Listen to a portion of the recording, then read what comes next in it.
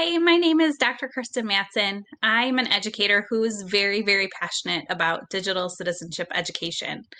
My digital citizenship journey started around 2011 when, as a school librarian, I was tasked with digging through digital citizenship curriculum in an attempt to bring some lessons into our school district. I became very frustrated when looking through this curriculum because every time I did a Google search for digital citizenship lessons, I felt like I was met with very different degrees of content.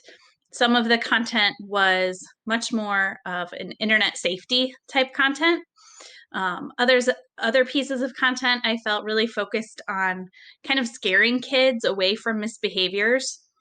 And I just became incredibly frustrated with the whole notion of digital citizenship being sort of this fear based curriculum where we were telling kids all of the terrible things that could go wrong for them if they made a mistake on the internet and all of the different, I guess, sort of scary things that were lurking out there if they chose to be a part of the internet. I ended up doing my doctoral dissertation on digital citizenship curriculum. I picked it apart. I looked at 70 different pieces of digital citizenship lessons, and I sort of came up with some common patterns and themes that I saw across all of this different curriculum. And after looking at all of this curriculum as a whole, I realized that we were missing something pretty important. We were missing student voice. We were missing some empowerment. We were missing, I guess, just student choice and the ability for them to tell us about their experiences online. And it was very much a top-down approach to telling kids what their lives online should look like. So fast forward, I don't know, where are we at? 2020, like 10 years almost, I've been in this work. And since then, I've published Digital Citizenship in Action, and I have also developed a book called Ethics in a Digital World, which will be coming out from ISTE in 2021. And I think the biggest question that I get when I'm talking about digital citizenship is how does it fit amongst all of these other priorities that we talk about in schools? Is digital citizenship the same as technological literacy? Is it the same as media literacy? Does it even need to be its own thing? Can't we just talk about citizenship? And can't we just make sure that people are being good people? And I struggle with the idea of removing the word digital from the phrase digital citizenship. Because when we talk about curriculum and we talk about instruction in schools, if we were to remove that word digital, I think it makes it really easy for us to just continue doing the things that we've always done with civics and citizenship education. And we just kind of make this assumption that the lessons that we've always taught about citizenship in face-to-face spaces are going to translate into those digital spaces as well. And there's no evidence that I know of that proves that those lessons will sort of automatically transfer.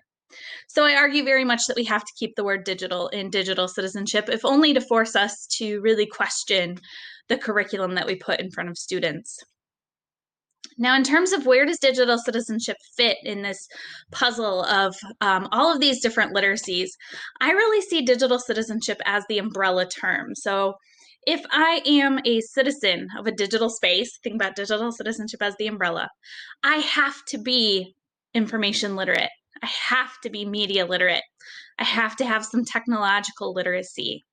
I have to understand just moral and ethical and I guess different community norms that are in place when we enter into digital community spaces.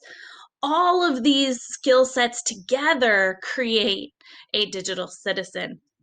So one of my favorite ways to help people think about digital citizenship curriculum is to take it back, like over 100 years back, and to read the work that John Dewey was writing back in 1909. John Dewey was a progressive talking about how schools should change. He was an educational reformist. He felt that our education should be more progressive, that it should be there to help develop citizens who could fully participate in democracy. And in his writings in 1909, he argued that the school's definition of a citizen as just an informed voter and a law follower was too narrow. And he said that a good citizen has to do those things, but they also have to function as a community member who can contribute to the values of life and add to the decencies and graces of whatever civilization he is in. And when I think about digital citizenship curriculum, we're getting there. We're moving slowly. But a lot of places still paint digital citizenship as, a citizen who is a rule follower. And that's simply not the case. Our citizens have to be engaged. They have to be contributing. They have to be collaborating. And they have to be willing to help move society forward. So Dewey also points out that there's no one program or course of study that a child can take that would suddenly turn him or her into a good citizen. And you can't just sit and lecture children about how to behave in a society.